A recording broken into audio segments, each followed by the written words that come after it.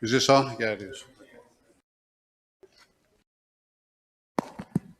We're in 1 Corinthians chapter 7. Before we start that, does anybody want to talk about the Aggies beating number 1 Alabama? What a game.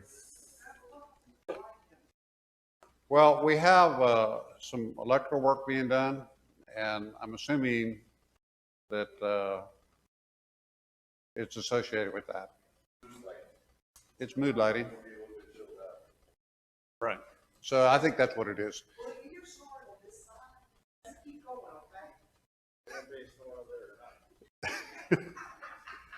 So yeah, it's a big project. You may have noticed that they were replacing all the lighting with LED lighting. In the foyer, all the classrooms, that big workroom back there, they're going to replace these too. And because one thing with these sorts of lighting, the ballasts go out quite a bit. Our workforce is aging. And of course, we got people getting older who could replace them, Ruben. And but anyway, the LED lighting will help quite a bit.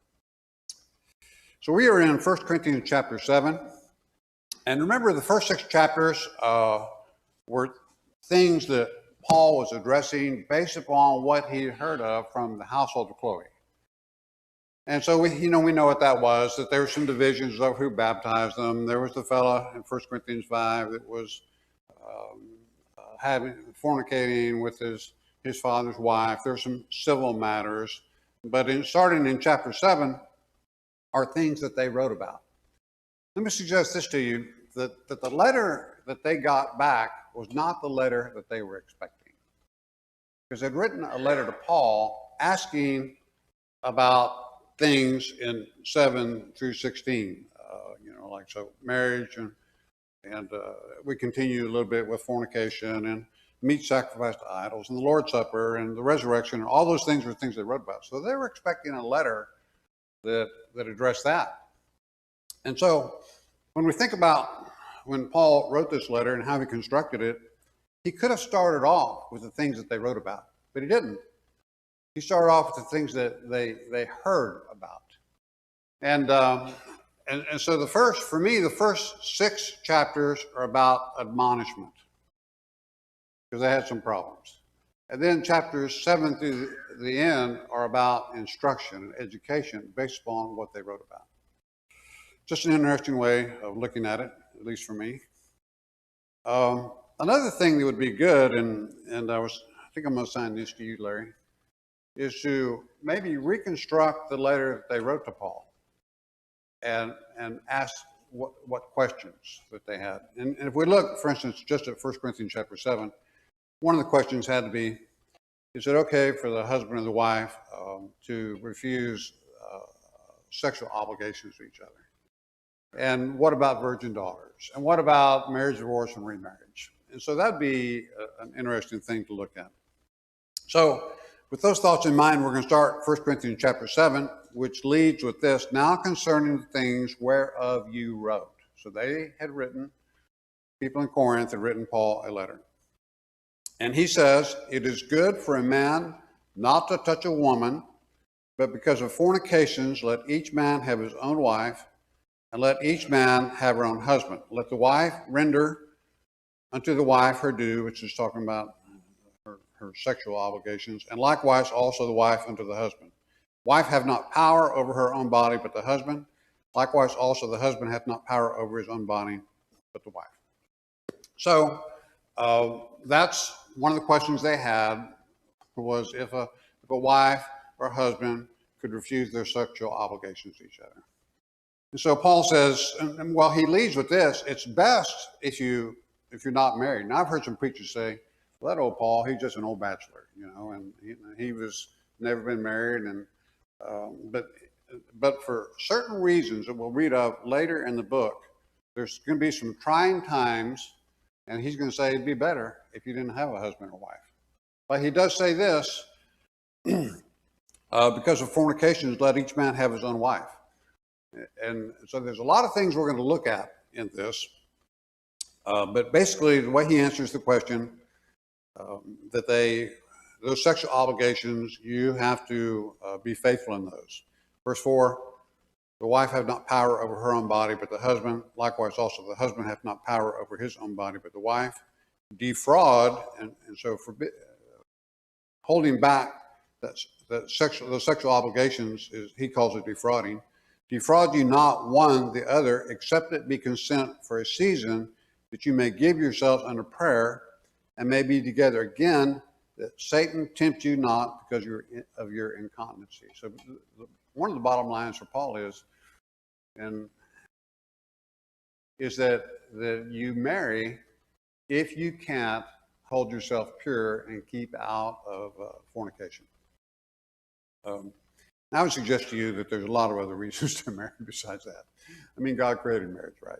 He created Adam and Eve. You leave and you cleave, and a lot of wonderful blessings in marriage. But Paul is focusing on this aspect, that he doesn't want Christians, and God doesn't want Christians just having casual sexual relationships with whoever they may meet.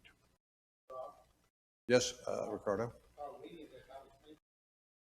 A lot of the reasons why God decided to have it this way is find that the husband will trust the wife, taking that part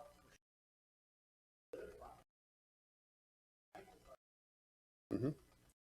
And good. And the other thing that we see in Ephesians chapter 5 is that the relationship between a husband and wife is compared to the relationship between Christ and the church, and what that should be like. So you, in that sort of comparison, you learn from the church. You learn a little bit about what marriage should be like, and from marriage you learn a little bit about what church should be like. The two should become one flesh. We're one flesh with Jesus Christ. And for me, it's sort of a preview of the unity and the oneness that we'll see in heaven.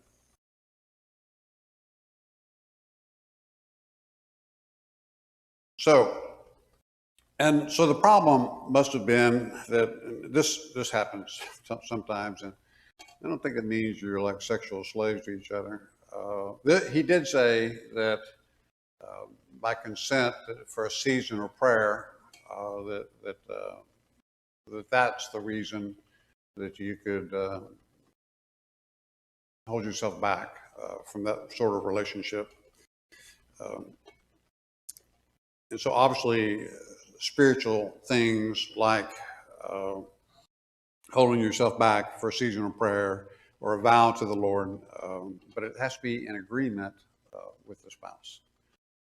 So it's a problem sometimes that husbands and wives will get angry at each other, and they will weaponize the sort of sexual relationship and hold it over somebody's head. And that's not the way it's supposed to be. Nor is it that the husband and the wife could be so demanding that they say, okay, we're going to do this right now. And the wife, you're in subjection to me and you don't have any choice. I don't think that's what it's saying here. So kind of an uncomfortable subject to talk about, right, Larry? Not really. Okay, it is for me. So he concludes in verse 5, but this I say by way of concession, not a commandment. Yet I would that all men were even as I myself, who did not have a spouse. Howbeit each man has his own gift from God, one after this manner and another after that. Okay, and so that's those verses 1 through 7 then are about the sexual obligations that a husband and wife have to each other. Beginning in verse 8 then, we see his instruction on the different categories of those who are not married and who are married. He said, but I say to the unmarried and to widows, it is good for them if they abide even as I, that is, single. But if they have not continency, let them marry, for it is better to marry than to burn. So this thing, burn here, different ideas about that. One is, if you're stuck in the sin of fornication, and you could burn in hell for eternity. Or this could be talking about the burning desires that a man and woman have for each other. Verse 10, but unto the married I give charge, yea, not I, but the Lord, that the wife depart not from her husband, but should she depart, let her remain unmarried, or else be reconciled to her husband, and that the husband leave not his wife.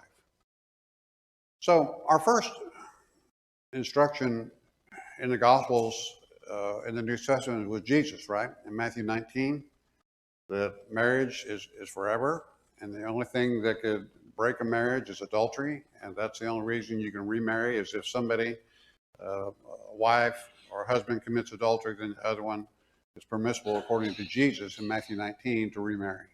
All other reasons for divorce are not permissible to allow you to remarry. That's a big problem in our day and time, especially with the permissiveness of our society. People divorce left and right for any reason. So here, but unto the married I give charge, yea, not I the Lord, but the wife depart not from her husband. And this is, so what we see in the New Testament is further education about the marriage relationship. She's not supposed to depart, but Paul says, but if she does, let her remain unmarried or else be reconciled to her husband. So there can be all kinds of reasons, I suppose, for divorce. And I don't think that God wants, for instance, a woman to be in a marital relationship where the husband is abusive and beating her up every day. I don't think God expects a woman to take a beating every single day. And so she may depart from him and remain unmarried, or she may depart from him and divorce. But according to this verse, she's supposed to remain unmarried. And we don't find that in Jesus' teaching. So this is knowledge that the inspired Apostle Paul is further explanation. But to the rest say I, not the Lord, if any brother has an unbelieving wife, and she is content to dwell with him, let him not leave her. So one of the questions must have been, well, what, I'm a Christian and my wife is not a Christian, can I divorce her and marry a Christian? Some question like that. But Paul says, if you've got an unbelieving wife and she's content to dwell with you, don't leave her. And the husband that has an unbelieving, and the woman that has an unbelieving husband, and he is content to dwell with her, let her not leave her husband. So, in both cases. Verse 14, for the unbelieving husband is sanctified in the wife, and the unbelieving wife is sanctified in the brother. Else were your children unclean, but now they are holy. Before we talk about that, one thing we need to look at and think about in this whole discussion is verse 39, which says a wife is bound for so long as her husband lives, but if the husband be dead, she is free to be married to whom she will. So that's the covenant relationship that a husband and wife have with each other. You're bound because you've made a vow to each other and a vow to God that you will live with each other as long as you live. So that's the overlying principle. All right, now let's look again at this. And some of these things I'm not going to be able to explain to your satisfaction, or to mine. The unbelieving husband is sanctified in the wife. And sanctification means what? Set apart, like a holy nation, a holy people. So the unbelieving husband is sanctified in the wife, and the unbelieving wife is sanctified in the brother. That doesn't mean they're Christians, but it does mean that once you've made vows with somebody who may be not a Christian, I think that relationship is sanctified and set apart, and you're amenable to those vows. Now this last part, else were your children unclean, but now are they holy. They would be unclean, I think, if they were born out of wedlock, a type of uncleanness. Mark, what do you think about that?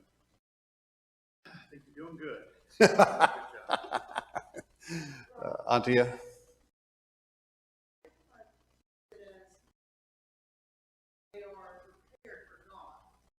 Prepared for God?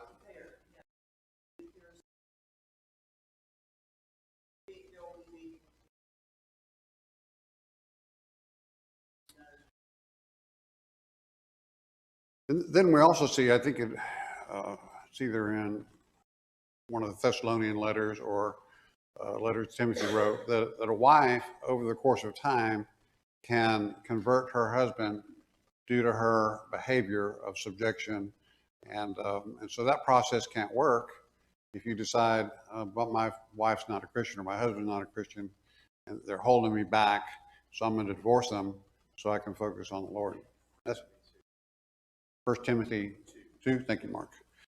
Um, so they're sanctified in their union. It's a holy union, whether you're a Christian or not. Whether you're a Christian or not, you've made a vow to God, and you've got to hold that vow, and it's got to be sacred, and not just abandon it. And there's a lot of cases in young marriages, and I've been familiar with so many of them that they make a vow to each other, and I've counseled people and told and performed the weddings even, and sat down with them and said, "You understand this, right? Because you're making a vow to each other and a vow to God. You cannot get divorced. He doesn't want you getting divorced. There are reasons to divorce, but you're bound to this woman, and if you get divorced for a reason other than adultery, you cannot marry. You understand that, right?" Oh yeah, yeah. And one of them called me one time and said, "I'm gonna divorce my wife." And I said, "For what reason?" "We just don't get along." And I said, "Well, I would suggest you try to work on that as hard as you can. You're about to make a decision that could affect you for the rest of your life. So you try to work through that as best as you can and don't give up." And he said, "Well, I'm a divorcer. We're going to do that." I said, "You realize this, if you do, you can't ever remarry again." "I understand that."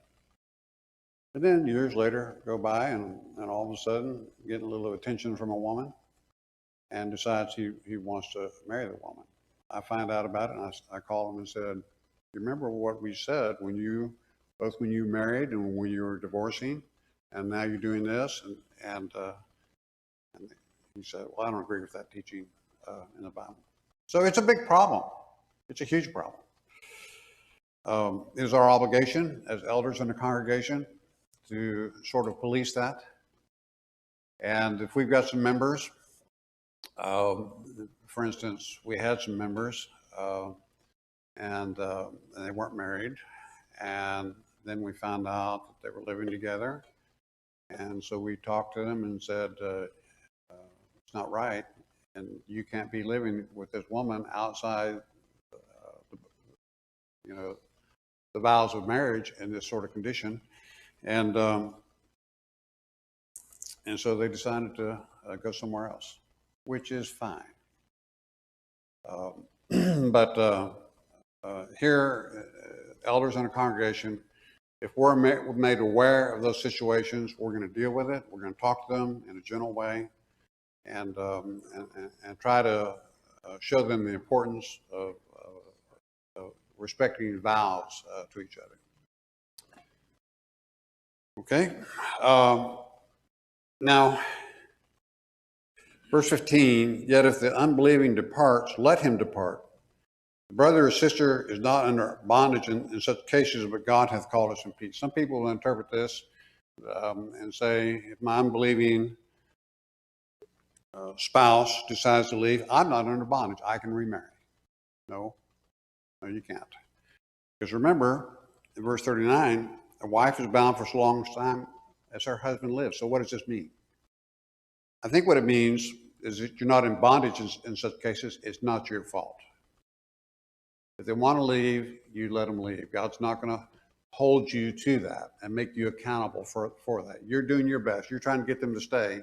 But they're bullheaded and they've got a mind made up and they're going to leave. The Christian is not under bondage and not guilty for that thing. Still required to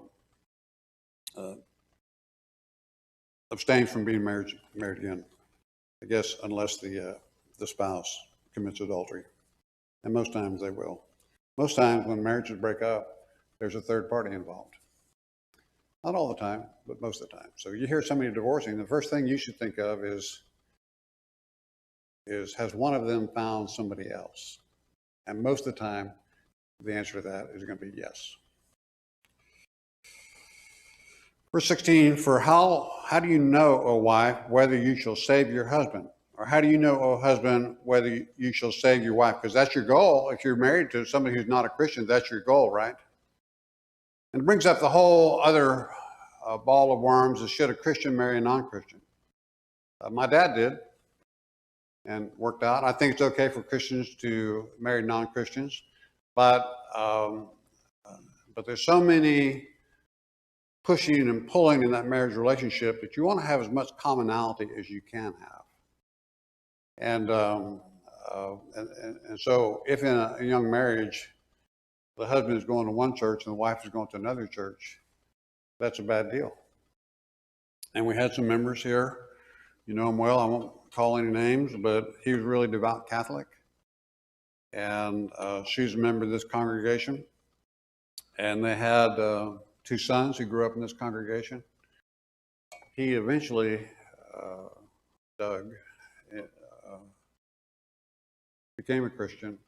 One of the things that he said was that as he would say his prayers, they were just formulas, you know, just really short things. But he'd watch his sons pray, and they were praying a different prayer than what he would pray. And every time he'd want to come to church and just visit and just to learn the Bible, somebody would trash the Catholic Church, and then he'd get mad and not come again. Then one time, when I'd built a relationship with them, and he said he wanted just to learn the Bible. That's all he wanted. He didn't want to change churches. He just wanted to learn the Bible. I go, fine, yeah, we'll start a class right back here. We'll learn the Bible. So we studied through Matthew, Mark, Luke, and John, Acts, Romans. He was baptized in 1 Corinthians. Here's what I say. Once you know the Bible, you can't, and if you respect God's word, you're going to do whatever, you're going to follow the truth. And so there's so many little things going on there. His sons praying and so anyway, but the bottom line is that, and she was so dutiful and faithful about coming to services, and it takes time that a husband can convert the wife, but it takes time. Sometimes we're too impatient for that, but we've got to follow the path of a wife being in subjection and honoring her husband, but being true to the Lord. Okay, verse 17. Only as the Lord has distributed to each men as God hath called each, so let him walk, and so ordain I in all the churches. And so this is the calling wherein you were called. And people will misapply and misinterpret this as well. So Paul is saying that whatever position you're in, socially perhaps, when you become a Christian, he's not calling them to change those relationships, like a Christian being married to an unbeliever. So the examples he gives, beginning in verse 18, was any man called being circumcised, let him not become uncircumcised. So this is not talking about that minor surgical procedure. It's talking about what circumcision represents, which is being a Jew. And being not circumcised represents being a Greek or a Gentile. If he had been called an uncircumcision, let him not be circumcised. Circumcision is nothing. Uncircumcision is nothing but the keeping of the commandments of God. That each man abide in the calling wherein he was called. Were you called being a bondservant or like a slave? Don't worry about it. Don't care about it. No. Even if you can become free, use it rather. So he's saying that if you're a bondservant, if you're a slave, you've got a master who's not a Christian, don't think that, okay, I'm a Christian now, and I can run away. And so we have the story about Philemon and Onesimus, right?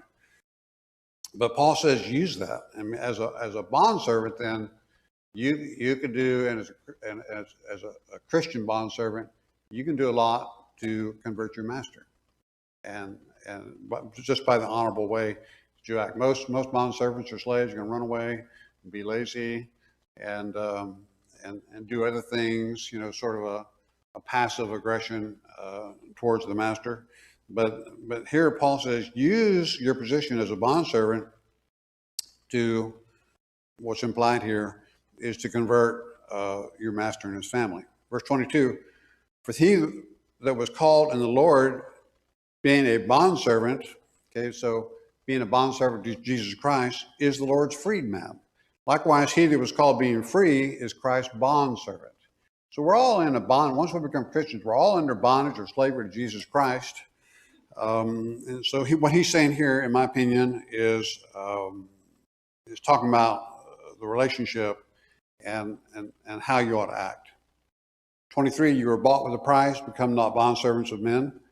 Okay, don't sell yourself into slavery or servitude. Brethren, let each man wherein he was called, let him abide in God. And so the overlying message, the purpose of these verses is to say that if you become a Christian and your wife is not a Christian,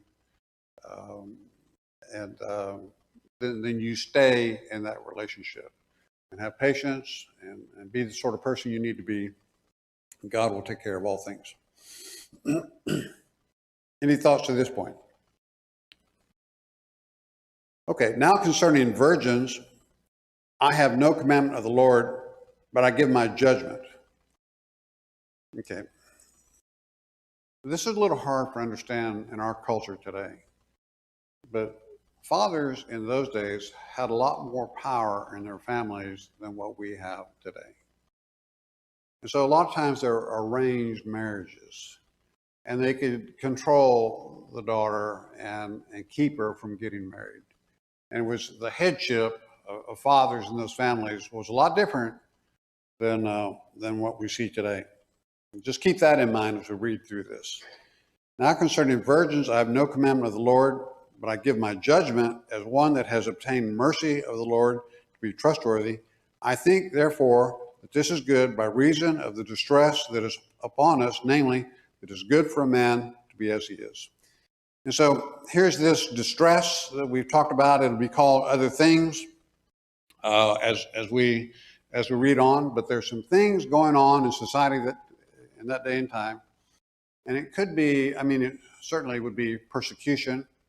And so like if some bad guys get you and say you're not married, and they're going to say, unless you recant your faith in Jesus Christ, I'm going to kill you.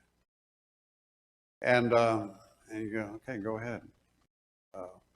But if you're married and they say, unless you recant your faith in Jesus Christ, I'm going to start chopping fingers off your wife. And I'm going to cut her nose off and her ears off and all that. And she's crying and things like that. Then that's a bigger deal, right? And because you love her. So there's a present distress going on. And those sort of things happened, by the way. And we live in a much more peaceful time. So the current distress that upon us, so it's good for a man to be as he is. And this may be talking also about AD 70, which last week Julie pointed out, I called it AD 40. But it's AD 70 when the Roman armies were going to totally disrupt that area and be killing people and persecuting them. Verse 27, are you bound unto wife? Don't seek to be loose from that relationship because of the present distress. He's not saying that. Are you loose from a wife? Seek not a wife. But should you marry, you've not sinned. It's just Paul's advice, because there's going to be some things going on that's going to be better if you were single. And if a virgin marry, here we are back on the virgins. If a virgin marry, she has not sinned. Yet such shall have tribulation in the flesh, and I would spare you this. So verse 26, the distress that is upon us, and then here at the end of verse 28, the tribulation in the flesh, he said, I would spare you. But this I say, brethren, the time is shortened, that henceforth both those that have wives may be as though they had none, those that weep as though they wept not, those that rejoice as though they rejoice not, those that buy as though they possess not, those that use the world as not using it to the full, for the fashion of this world passes away.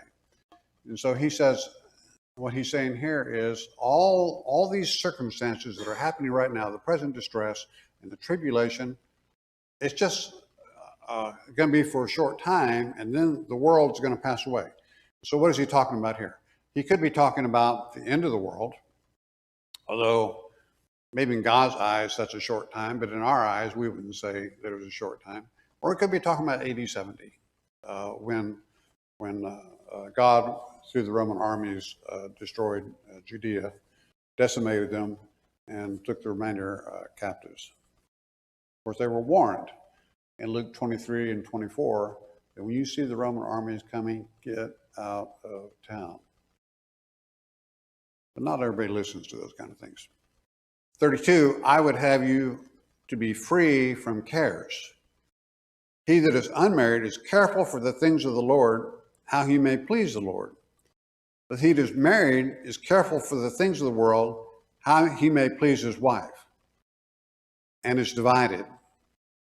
So also the woman that is unmarried, and the virgin is careful for the things of the Lord, that she may be holy both in body and spirit. But she that is married is careful for the things of the world, how she may please her husband. So just a general thing. If you're single, you can focus 100%, figuratively speaking, on serving God. But if you've got a wife or a husband, you've got to serve them in a certain respect, right? And so he calls that, Paul calls that not as good as being able to be single like he is, and devote everything. So Paul could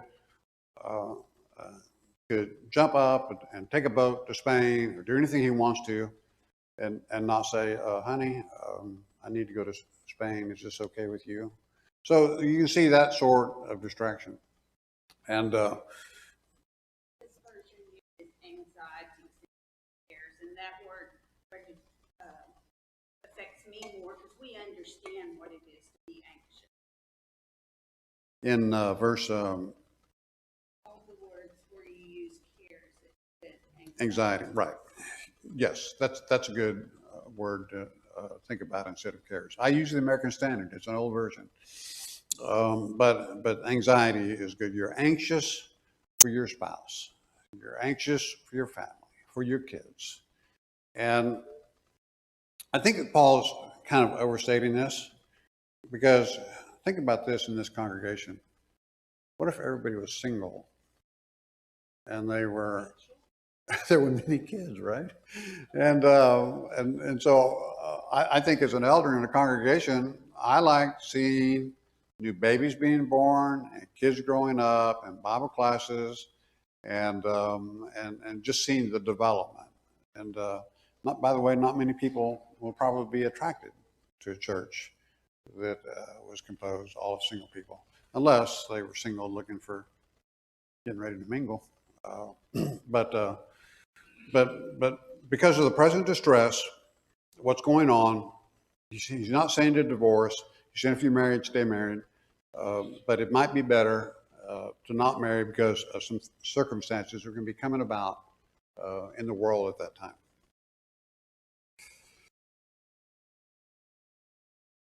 Okay, verse 35. This I say these things for your own profit, not that I may cast a snare upon you, but for that which is seemly, that you may attend upon the Lord without distraction or cares or anxiety. But if any man thinks that, and this is a little challenging to interpret, if any man thinks that he behaves himself unseemly toward his virgin daughter, if she be past the flower of her age, and if need so requires, let him do what he will. He sins not, let them marry. I don't know what that means. But remember, in those days and times, the father had a lot of power, and it might be that the daughter's older. The time has come and passed when she should have been married, and maybe some people are pointing fingers at that father, and maybe she wants to get married. And he's always said, no, you can't get married. So Paul's saying here, in that sort of situation, rather than people whispering and saying things that are improper, making judgments that aren't right, let the daughter marry. And he may be thinking that, well, there's some distress that's coming. And Paul said that it's better not to marry. But there's got to be some flexibility in here, and circumstances may dictate that he needs to let his daughter get married. We don't live in times like that. Yes. Several other versions dictate it's more of a relationship with a man and his betrothed or his fiancée or Not a virgin, not his virgin daughter. right. What version says that? ESV. I may need to take a look at that.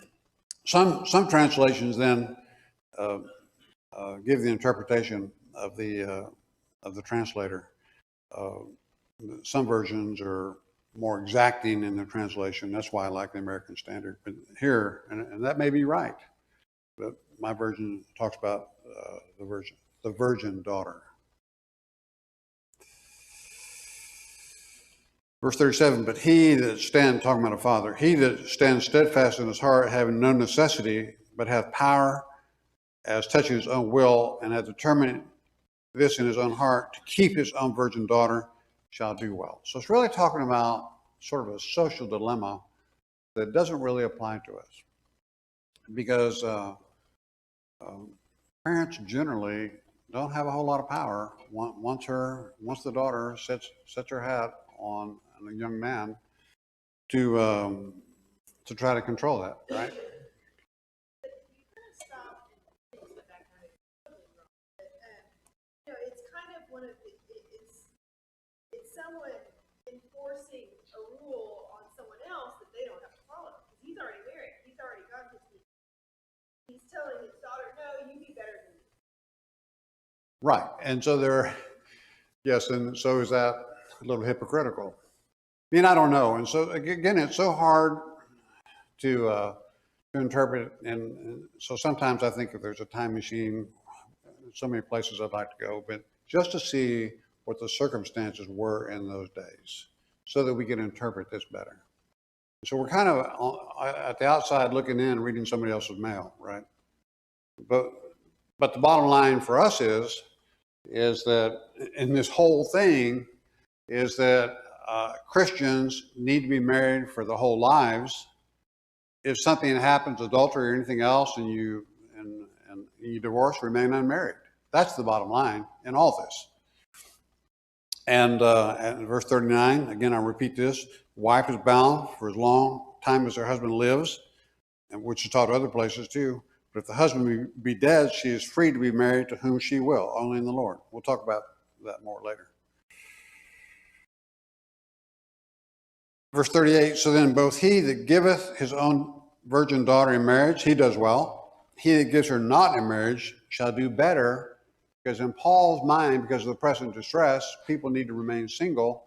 So when you're in the face of persecution, the persecutors can't use your husband or your wife or your kids to cause you to reject the Lord, which could shift you into Satan's camp and you'd be punished eternally. So this verse 39, once the husband dies, she's free to be married to whom she will, only in the Lord. And a lot of people, or some people, interpret this to mean that she can only marry another Christian. David Smithman taught me that when you see in the Lord, in the Spirit, in God, that means in a relationship with the Lord. Substitute thinking in your brain in a relationship with the Lord. And that could just mean then that you have to follow the rules that he's already stated. That once you marry, you remain married for life. I don't know of a Christian widow, I'm sure they exist, that would want to be married to anybody but a Christian. And I know certainly my mother was that way. My dad had been dead 5 years, and she found a fellow who was a Christian, elder in the Lord's church. And there's a lot of joy in marriage if you're not constantly bickering about what church you need to be going to and things like that. So I think usually when a woman or a man are older, a little more wisdom, not driven by hormones and impulses, and think that if I really want to be happy, and it may be that I don't want to get married again, but if I really want to be happy, I'm going to get married to another Christian who believes like I do and has faith just like I do. Yes, Walker? You know, the first time I met Daryl Roberts, who's the man who married my grandmother, after my grandfather died, it was really impressive that they both had these scriptures in mind and had followed them long and hard. And like the first thing that Daryl did when I got there really was pull me aside, start laying out these scriptures, explaining why they were getting married and why that seemed to be happening quickly. Yeah. You know, Mom, she called me. She never had met Daryl Roberts. He lived in Oklahoma. But they had some friends there at church in Houston that connected them together. And so they were calling each other and trading pictures and all this stuff, you know. And then Mother invited him to come to Houston for a gospel meeting. And he decided to come. Well, you and I know this. He wasn't coming for a gospel meeting. And so she called me and said, Rob, Daryl's coming this weekend. I'd like you to come meet him. Well, I had plans that weekend. So, Mother, let this relationship develop a little bit. And if he seems like he's the one, I'll be glad to come meet him. She says, well, we're talking about getting married. I said, Mother, you've never met him. And she goes, well, we know each other and we don't have a whole lot of time, you know, and all that. And so, Mother, all you've seen is pictures. I said he could have a big old cancer going on the back of his neck. He might have the breath that would stop a charging rhino. I'm not going to come. And so she called me. He came, and she called me and said, Daryl wants to come to Corpus Christi to meet you. Somehow he thought, me being the oldest son, that I had some sort of power. Wish I did. And Mother would have been so much better if she'd not had my two brothers. So I said, well, Mom, I said, I was going to come and surprise you, but if Daryl wants to come down here, yeah, I'll meet him. But Daryl wasn't anything like my dad, real nervous sort, you know, and he'd come down in the morning like he was dressing ready to go to church. And and the prayer before a meal took 5 minutes. And the first thing he did was he, real nervous, but he said, Rob, I want to talk to you. So we went outside and we talked. What do you have against me and your mother getting married? I go, well, you don't know each other very well. And I said, I think there's some things to be thought of, you know, like if Mother died, what would happen to family treasures that may not have no intrinsic value, but are worth the world to me and my brothers. And then later on during the day, my youngest brother, Greg, and I were talking to Mom. I'll never forget this. And she said, we really need to get married because we have a yearning for each other. Hold some things back, Mom. So anyway, and so when we look at this verse, a woman is bound to her husband as long as he lives. If she does, she's free. It took Mother 5 years, thank God. I didn't think she was ever going to remarry. I was in my 40s, and I thought, well, Mom will just be, you know, single. But then when I turned 60, which was how old she was when my dad died, and I turned 60, and I thought, how stupid I was. You know, 60 is still pretty young. And Paul concludes in verse 40, she's happier if she abide as she is after my judgment, and I think that I also have the Spirit of God. So Paul's judgment was that there's going to be some things and circumstances that were going to happen. His advice is to remain single. He goes, but I don't want y'all fornicating, so if you need to get married, get married. Thank you for your attention.